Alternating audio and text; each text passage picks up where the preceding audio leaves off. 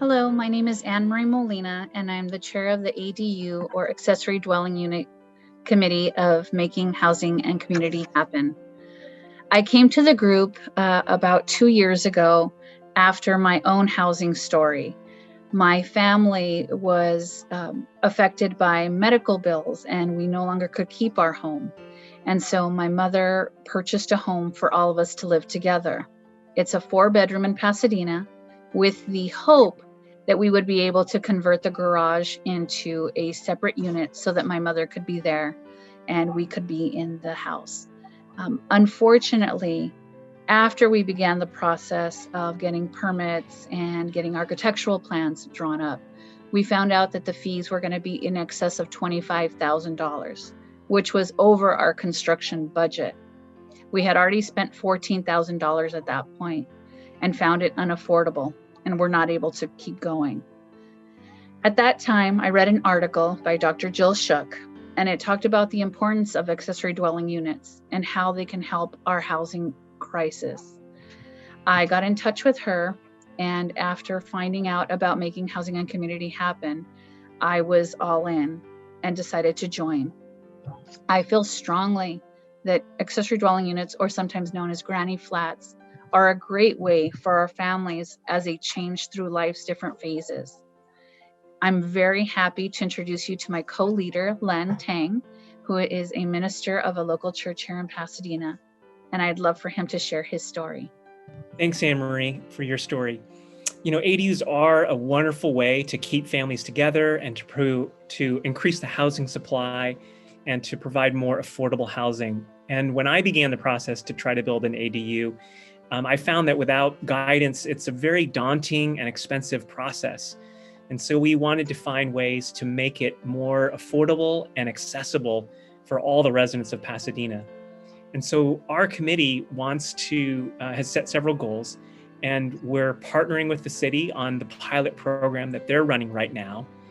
We want to help reduce the costs of all ADUs through eliminating fees and trying to provide pre-approved architectural plans that residents could download potentially for free. We even hope to host an ADU design competition in the future for ADUs that are ADA accessible and environmentally sustainable. We also hope to host several public forums that provide information to homeowners about how they can build their own ADUs. And finally, we want to incentivize lower income residents to be able to use Section 8 vouchers to be hosted in ADUs and to align the incentives so that people will be encouraged to do that and to provide housing for those who need it most. And so we're excited to work together towards some and all of those goals. Next on our team is Boris. Thank you, Len. My name is Boris, and I found out about the committee through Len. I'm an urban planner, and I do ADU consulting. And when I was studying urban planning, I realized that the way we build our buildings is completely separate from the way we build our streets. And I understood that ADUs can go a long way towards solving those problems.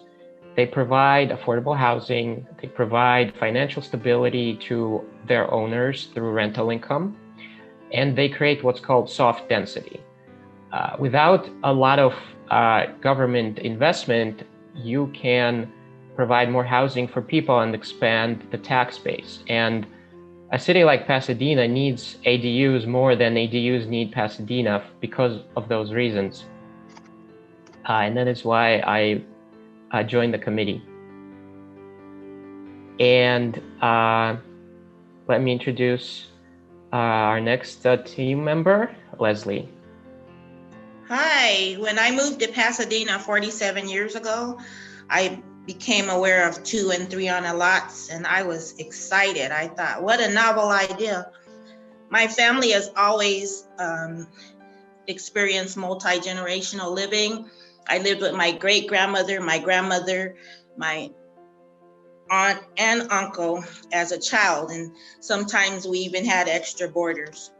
So today it makes sense to advocate ADUs for those who may not be able to afford their own place, or and just to have extra aging parents or the boomerang kids who are coming back from college, with the possibility of even having 2 ADUs, plus bring in more income. As a realtor, my clients will have an ability to build wealth, constructing well-built quality ADUs, and have a good return on their investment. Now I will introduce Sylvester. Yeah, I'm Sylvester Williams, and I've been a homeowner and property owner in Pasadena and Los Angeles for over 40 years, and most of that time have been Section 8 tenants. I have Section 8 tenants right now, and my properties in LA, and then also here in Pasadena area. I'm not a licensed contractor, but I've been doing this for over 40 years, converting housing to livable space and remodeling houses in the area. Met Jill about 3-4 years ago, and then learned what she was doing, and have been most active in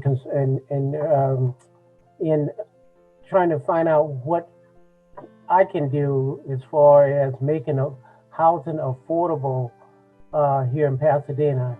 In fact, for 10 years ago, I formed an organization called Affordable Housing, and me and my team, we purchased probably about 50 houses throughout the Los Angeles area at HUD houses, and converted them, rehabbed them, and sold them back to the community at a low or moderate price. So because we were a nonprofit, I was able to get these houses at 10% lower than the average, another bidder. And then I was able to pass that savings on to homeowners. So I've been able to provide about a good 50 houses to low income people. So this is what I would like to continue to do here, working with this team. And now I'm going to pass this on to Jean. Thank you, Sylvester. My name is Jean Charose, and by vocation, I'm a registered nurse. I understand the complexity of a person finding themselves faced with homelessness. I volunteered for the homeless count twice for 2 years in a row here in the San Gabriel Valley. I then began looking for more information so that I could understand more about the complexity of the population that is finding themselves homeless. I attended a meeting that was held by the then mayor of Arcadia, April Verlado, where she stood up in front of the crowd and said, being homeless is not a crime. I then attended some informational meetings by Teresa Eilers, who is from Everyone In, and increased my knowledge regarding the crisis we now find ourselves in. It was Miss Eilers who recommended me to making housing and community happen in Pasadena. As part of the subcommittee of the ADUs, it is becoming evident to me that a big part of solving this puzzle is the ADU units in the various communities. And I'm passionate about making that happen. And now I would like to introduce to you our Executive Director, Dr. Jill Shook. Thank you, Jean. Thank you. I know you've been a case manager, and so you've been in the details of this, and you also attended the Homeless to House bus tour that we offered. And you invited April, your mayor. So that was really awesome. You got to see how beautiful permanent supportive housing is, which is what ends homelessness, as well as ADUs.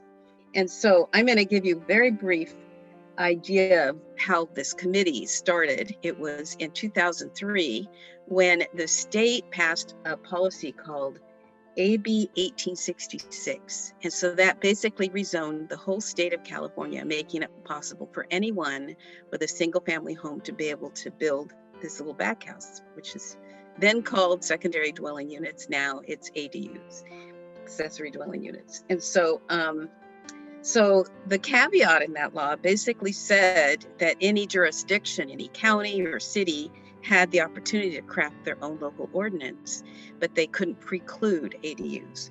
So it was pretty crazy what was happening around the state. Cities across the state started passing ordinances, but they were making it near impossible. And that's certainly what happened in Pasadena.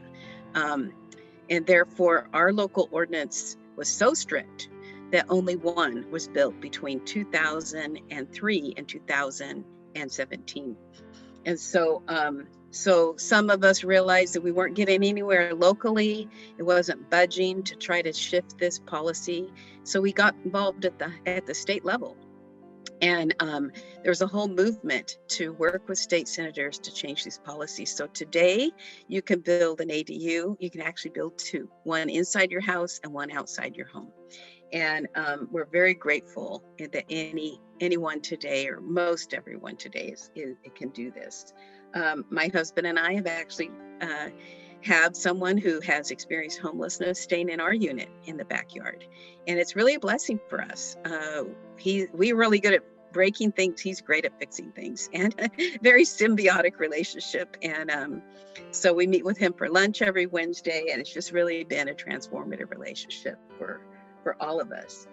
Just imagine, out of the 527 folks in our community who are experiencing homelessness, if many people actually built these for our homeless brothers and sisters, it would be amazing. We could actually end homelessness.